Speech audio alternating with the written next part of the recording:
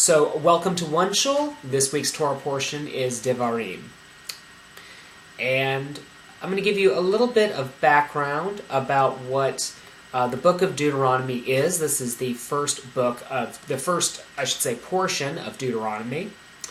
And the book of Deuteronomy is very interesting. It was discovered as a later book. It actually does follow historically the order of the books being compiled together in the Torah. It's the last sort of book that was assembled and redacted. And, you know, the traditional understanding is that Moses gave the book of Deuteronomy during the occupation of Canaan, of the Hebrews going into the Promised Land. Scholars have a new idea, which is that it actually comes from the northern kingdom of Israel, and that it traveled its way down, and that this was based on the Assyrian destruction of Samaria, and that during this time there was a desire to unite the kingdom and to have a strong sort of nationalistic type of reform. This would have been under King Josiah, which would have been the late 7th century, and that it emerged from the return from the Babylonian exile. So, what makes us think that? Well, the book of Deuteronomy talks a lot about the priests. It talks a lot about law. It forces monotheism in a lot stronger way. It talks about the idea of judges and the importance of sort of the religious, for lack of a better word, bureaucracy. And I don't mean bureaucracy in a negative way. I mean more the administration of the religious life of the Hebrews at this point. So, as we look at the book of Deuteronomy, and as we start with Devarim, I think it's interesting to kind of keep that in mind, and we'll explore some different places in this particular Torah portion where maybe some of those ideas could sort of come up. Now, it's interesting, if you look at the book of Deuteronomy on whole, that it starts off in a weird way. It's basically a retelling of the book of Numbers. And then you hear about Joshua being the military heir to the fate of the Jewish people. Moses, of course, isn't able to go into the Promised Land, so Joshua is picked to be the person who will actually lead the Hebrews into the Promised Land. And the idea of this book doesn't really make a lot of sense. It's kind of strange where it is. Numbers could have quite easily been the book that told the whole wilderness story, and you wouldn't need Devarim. You wouldn't need Deuteronomy. It's kind of an extra thing that doesn't make sense. And you could have basically told the entire story at the end of at the end of Deuteronomy in Numbers, and then you could have just had Deuteronomy as a legal text. And the idea that scholars seem to think is that what happened was that there needed to be some kind of way to glue Deuteronomy to the rest of the text. The Genesis, Exodus, Leviticus, Numbers text. Deuteronomy already had Moses as a central character, and so it was just kind of added in there, and there was some redacting. There were some parts of the earlier books that were put into Deuteronomy. There were Deuteronomist ideas that were put into the other books. So that seems to be, the theory, but it all really revolves around the uniting of the community, the uniting of the Hebrew monarchy. So, let's actually get to it here. We're not going to read the entire portion. What we're going to do is actually start with verse 9. Thereupon I said to you, I cannot bear the burden of you by myself. The Lord your God has multiplied you until you are today as numerous as the stars in the sky. May the Lord, the God of your fathers, increase your numbers thousandfold and bless you as he has promised you. How can I bear unaided the trouble of you, and the burden, and the bickering? Pick from each of your tribes men who are wise, discerning, and experienced, and I will appoint them as your heads. So this is where we get into the idea of judges. The Torah portion Yitro actually foreshadows this, where Moses' father-in-law Yitro, or Jethro, says to him, Moses, you're going to have a nervous breakdown if you don't get some help here.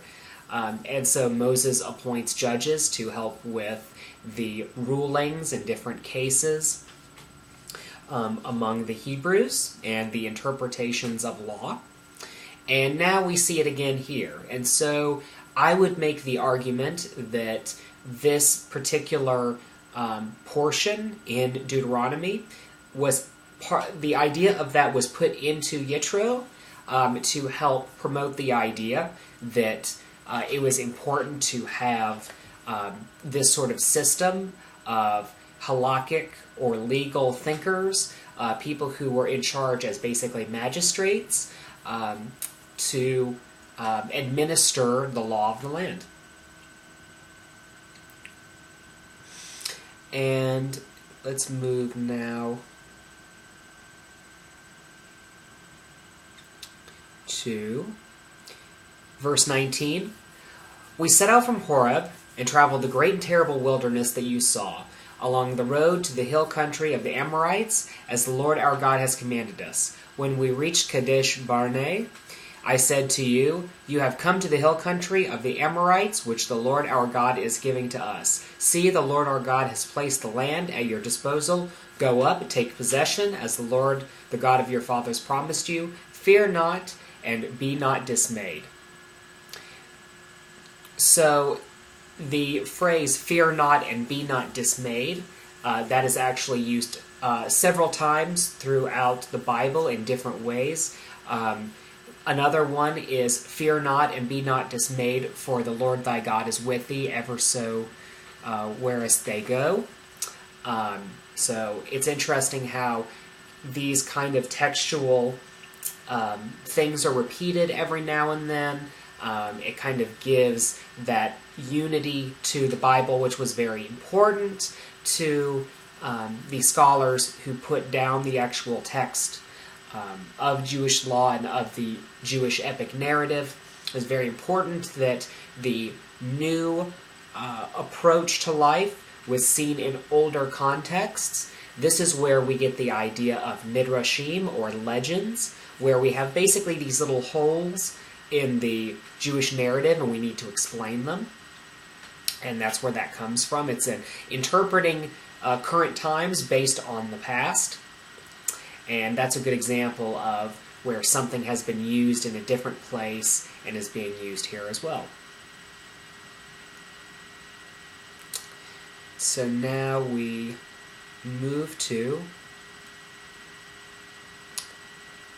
verse 29. I said to you, have no dread or fear of them.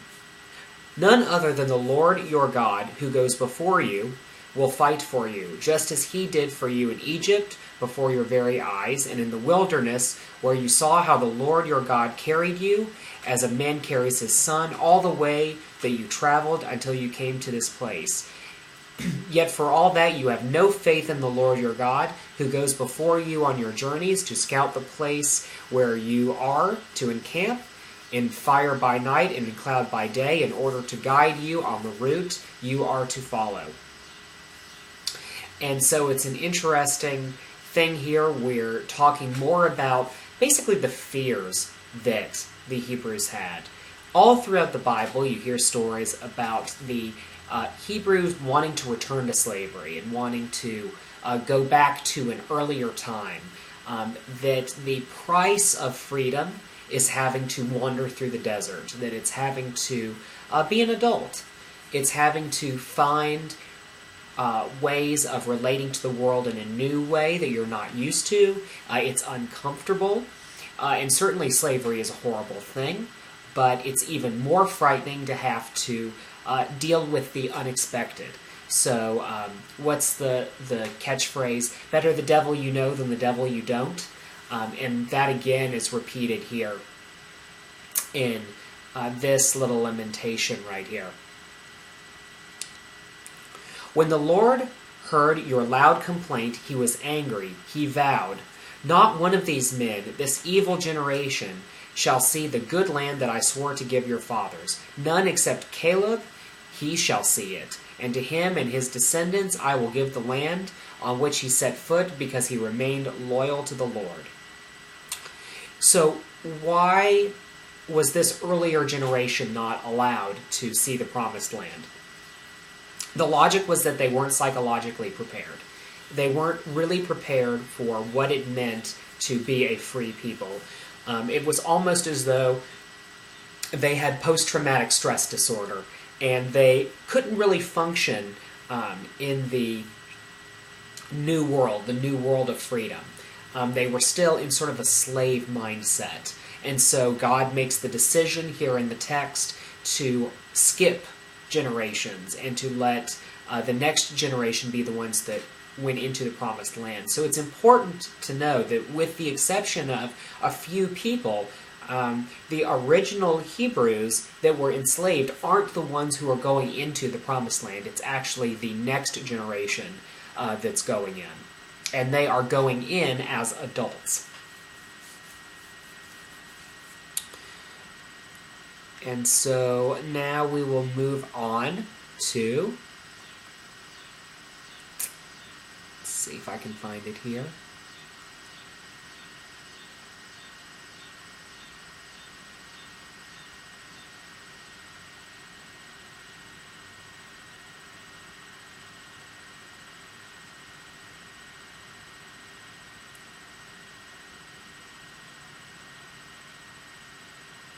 Well, I lost my place here. I had it marked. I'm sorry about that.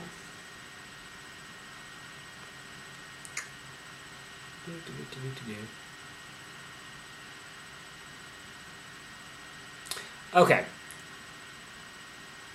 Here we go. So it's verse 26.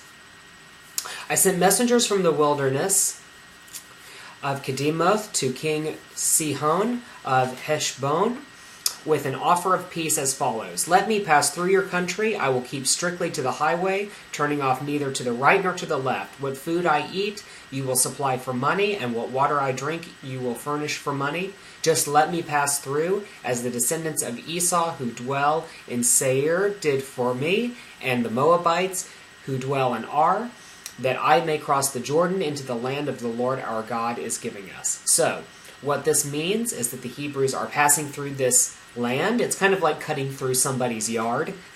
You are cutting through, and Moses is saying, just cut me a break. I just want to pass through. I'm not going to do any funny business at all. I'm just going to move straight on, and you don't have to worry about me.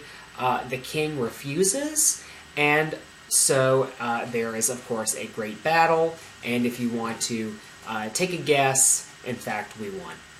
So we were able to pass through at that point. And so through the rest of the text, through chapter 2, and then moving into chapter 3, you're seeing more of this. You're seeing more of the Hebrews passing through these foreign lands, and God being in front of them, meaning that God is protecting them. It's a literary metaphor. God is protecting them. And it even says here in chapter, I believe it's 3, verse 22, do not fear them, for it is the Lord your God who will battle for you. So this is a very tribal deity. God here has said that this is God, that these are God's people, and God is actually the one who is doing the battling. And that's a very interesting theological idea, that it's not so much that we are getting strength from God in order to fight, but rather God is actually the one doing the fighting. If you look at the book of Deuteronomy, the monotheism of the Deuteronomist text changes every now and then, where sometimes God is the only God, so you have a universal God concept, and then at other times you have this idea of God as just being the triumphant God. God is the greater warrior over the neighboring gods. And in either way, this is all about God having more control, God being able to fight the battles and to be able to keep the Hebrews protected.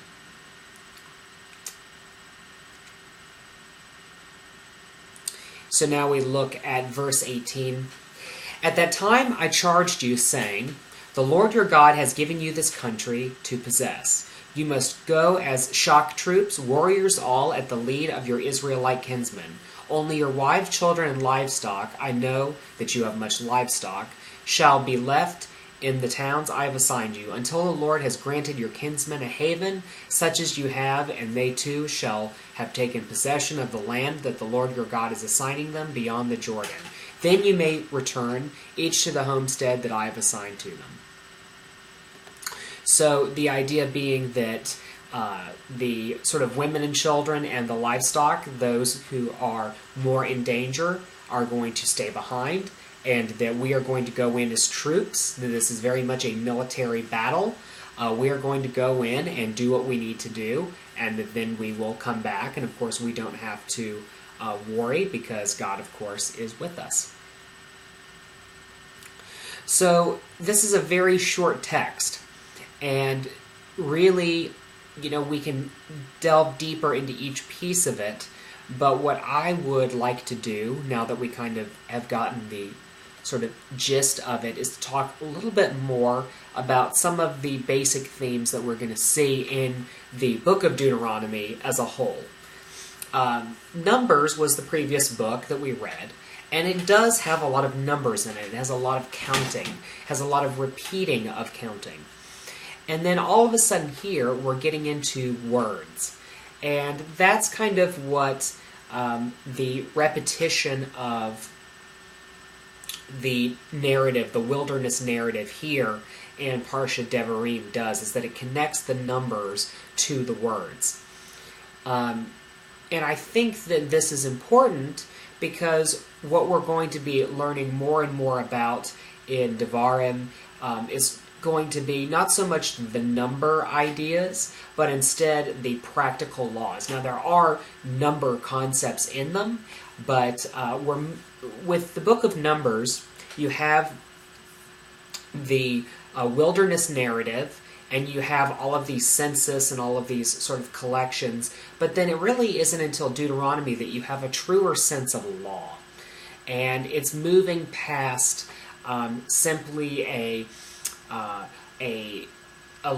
review of who we are, which is what Numbers to me is. It's just a review on what we are, what we have, what's available to us, to an actual law book. As a matter of fact, Deuteronomy means second law. Now, obviously, that's not what the Jewish people call it. In Hebrew, Devarim means spoken words, so it's a little bit different. A little pop quiz here. I like to test people. Devarim sounds very familiar to another word. It's something that we use as a weekly Torah lesson. So what does the word Devarim sound like? This is a vocabulary quiz. I'll give you just a moment to tell me what you think. Devarim. What does that sound like? It's a word having to do with the studying of the Torah on a weekly basis. So I'll give you just a moment to type that in. We'll see if anyone gets it. Devarim.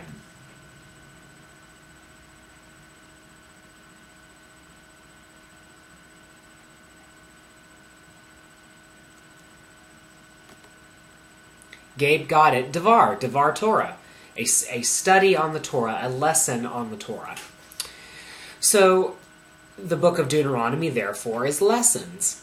Now, you have at the core of the book of Deuteronomy the Deuteronomic code, and this is thought to be sort of the oldest book. The idea is that you have the law, and that then all of the storytelling around it is just an expansion on Numbers. So that's what glues the Deuteronomist text to the Numbers text. So there's a lot of things that we're going to find in the book of Deuteronomy. Going to find out a lot about what it means to practice monotheism. We're going to talk more about the death penalty and laws regarding when it is acceptable to use it. And of course, a few Torah portions ago, we had that same conversation. We're going to learn more about the religious festivals of Passover and Shavuot and Sukkot. We're going to learn more about the ideas behind religious ritual unity. So that's going to mean no divination, no witchcraft, things of that nature. Anything that could be seen as being supplementary to the priesthood and to the idea of religious authority.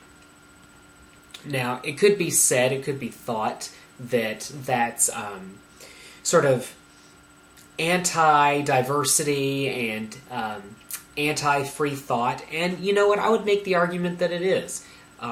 The situation that you have under which the book of Deuteronomy is helping to enforce was a lot of idol worship. If we look at the archaeology of the time, there were a lot of clay figurines that were being made.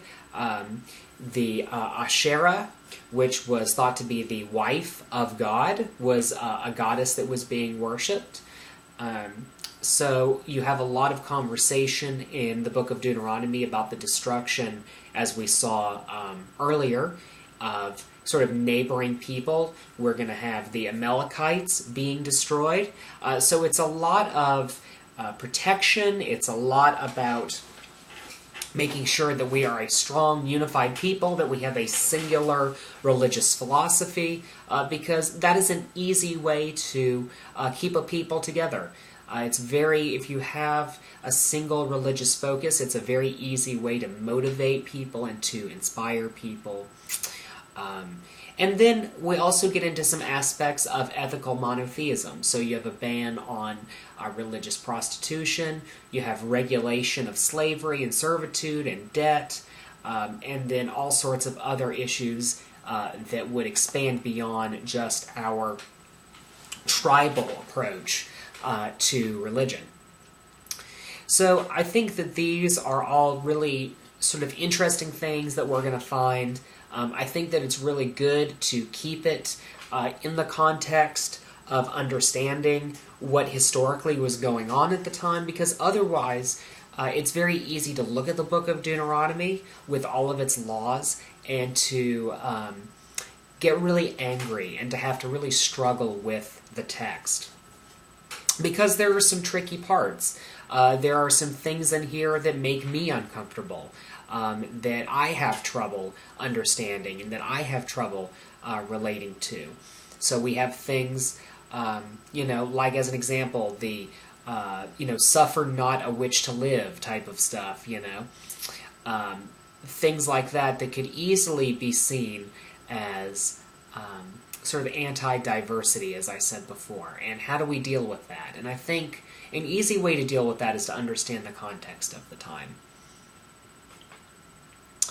So, in addition to that, we have something else that's very important in Deuteronomy. Deuteronomy makes up a very important part of our Jewish liturgy. So, in Deuteronomy 6:4-5, we have the Shema, which is the central prayer of Jewish practice. Shema Israel, Adonai Eloheinu, Adonai Echad. Hear, O Israel, the Lord our God, the Lord is one. This is something that is repeated twice a day, and it goes further into saying, you shall love the Lord thy God with all thy heart, all of thy soul, all of thy strength, and it goes into the concepts of the love of God, and then it also talks about a direct belief that if you love God, and if you fight with all of your heart, soul, and might, then you will have rain in the proper season, and you will have all of these physical manifested things that will happen to you in your life today. The difference between Judaism and the other monotheistic religions is that we don't put much of an emphasis on the afterlife. Our liturgy is written in a certain way, our sacred text is written in a certain way, that if you are good now, good things will happen to you. Now, you could argue that sometimes that's not true, that bad things do happen to good people, but the particular standpoint that the book of Deuteronomy comes from is that if you are a good person now, good things will happen to you, and that God is the one who is behind all of this. Not only is God the God who is fighting in battle, which we had in this week's text, but in next week's text, God is the universal God who's bringing down the rain and taking care of the harvest and all of the other things that we need. So, a very interesting jump from this week's Torah portion, which talks about God as being the warrior, to next week's Torah portion, where God is in the covenant with us and is taking care of us, more so than just fighting our battles for us.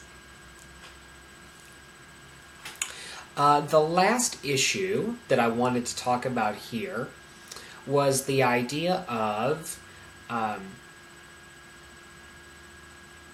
see if I can find my notes. Sorry, my notes are all over the place. I didn't have a chance to organize them all at once. The idea of Israel.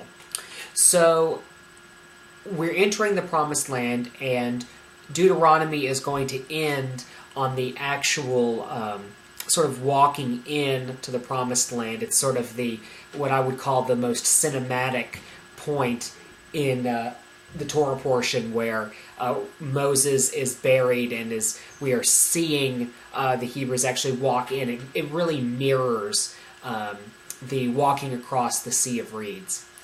But we have this idea really strongly that God is in a covenant with Israel, that God is in a covenant with all of us. And this really makes for an exclusive God. This is a God that we really do have to focus our worship on. In the past, in pagan cultures, the idea was from the bottom, from the grassroots up, that we would offer sacrifices and that we would do all of these things, and that God would, the gods would act in a certain way in our favor. So if we offered a sacrifice to a fertility goddess, let's say, then we would have a fertile land, we would have children, whatever the case is. So it's very much us committing a ritual act in order to achieve a result. Deuteronomy is saying something different, which is that we are in this covenant with God, and that it's a reciprocal relationship. This is reflected earlier in the book of Genesis with the story of Abraham, where God says, "I will be your God." And it really says something unique about the monotheist experience, which is that we can't control God. We can't offer up these sacrifices and then use that as a tool to make God do something.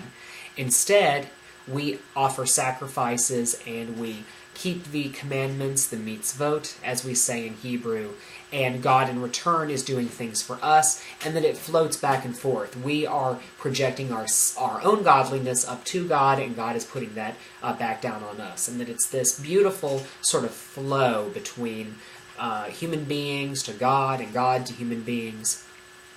Very different than what the Paganite lexicon said. The idea that we, as human beings, needed to find ways to control the gods and to make the gods do our bidding. So a very, very different approach. It's more of a relationship at that point, and it's the idea, too, that it's a relationship with a people. In the past, you would have people traveling from land to land, and they would leave behind the gods of the previous land because they didn't work in that particular community. Now we have a God that is tied uniquely to one people wherever they go. And why is that? Why do we have this teaching here? Well, it's because of the Babylonian exile. We were forced to leave the Promised Land, and the ethos of the Hebrews was our God will not work anymore. How can we have a God in a foreign country? Our God is tied to our land. And so in the book of Deuteronomy, we're learning more about God as a relationship. That God can be transported from one place to another, and that God still works no matter where you are. So this is another special teaching that we get out of the book of Deuteronomy, the idea that God is not confined to one place, though you will see in the book of Deuteronomy that tendency to go back to tribalism, that tendency to go back to our God, the God of our people, who is the only God, and this more sort of pagan approach. But nevertheless, I would make the argument that Deuteronomy is, to a certain degree, the best universalist document that could have come out at the time. It isn't until you get into the prophet Elijah, Isaiah, into that sort of prophetic generation, which is a little bit later than the Deuteronomist text, that you get into the true universalism that we have, more like we have today. All right. Well, as I mentioned before, this is sort of an easy Torah portion. It's kind of a short one since it's only 3 chapters, so I wanted to leave a lot of time open for any questions that anyone may have. If not, I can give announcements. I can talk more about the things that we have going on this week. And then in the following weeks, we have a lot of great stuff going on. So if anyone has any questions, feel free to go on ahead and type those now, and I'm more than happy to answer them. Otherwise, if you give me permission, I will go on ahead and tell you everything that we have going on for the next few weeks.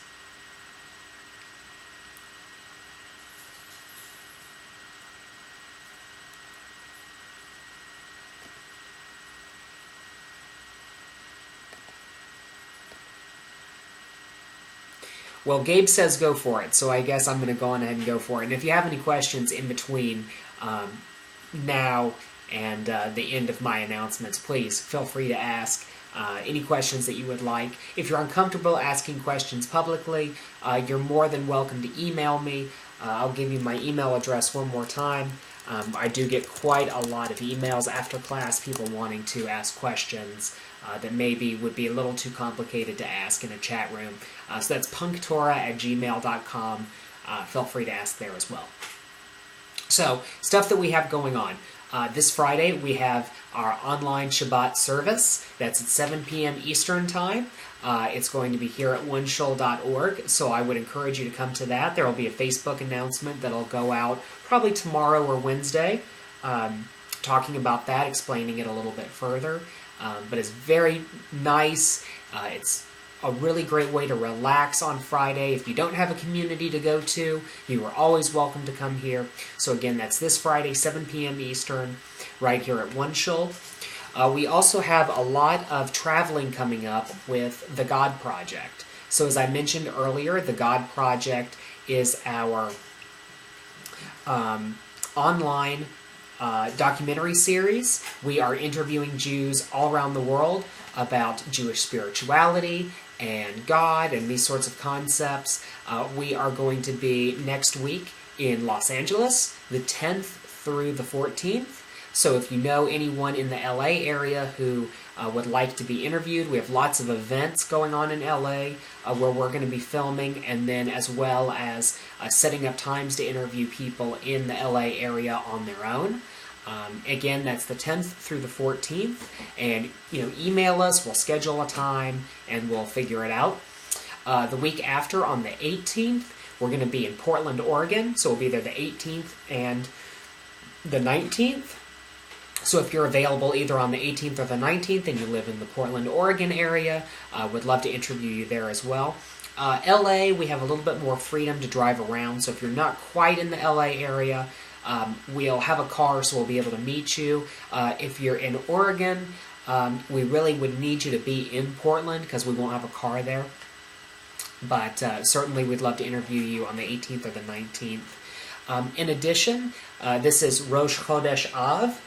We are coming up on Tish B'Av, And we were going to have a class taught by Rabbi Garner. Unfortunately, I should say, Rabbi Garner's daughter is getting married, so he does not have the time to teach the class. So I'm going to be leading some sort of Tish B'Av class. I might be actually leading that on Tish B'Av. I'm not sure. Haven't quite decided yet, but in the next couple of days, I'm going to get that organized, and I'll send out an email to everyone so that you will have the opportunity to learn about that. Tish B'Av is a mourning holiday. We mourn the loss of the temple, and it really ties into the reading of the Deuteronomist text, considering, as we talked earlier, the Deuteronomist text has to deal with the exile. If you are interested in getting on our email list so that you can get more information, at the top of the OneShul website, there is a little mail icon, a little letter. Click on that, you'll be put on our email list. In addition to that, we have our Facebook, our Twitter, our YouTube. That's all at the top of the OneShul website. Click on any of those icons and you'll be able to get on those lists, friend us on those websites, and all of that great stuff. So I would definitely encourage you to do that. All right, well, thank you so much for coming. As I mentioned, last but not least, we do rely on volunteers and donors in order to keep all of our classes and projects free. If you are able to give a donation, you can do PayPal, PunkTorah@gmail.com, or send us a check. All of that information is available here on the OneShul website. So thank you so much for coming. I will see you Friday at our Shabbat service. OneShul, the only synagogue as unique as you are. Take care and have a wonderful evening.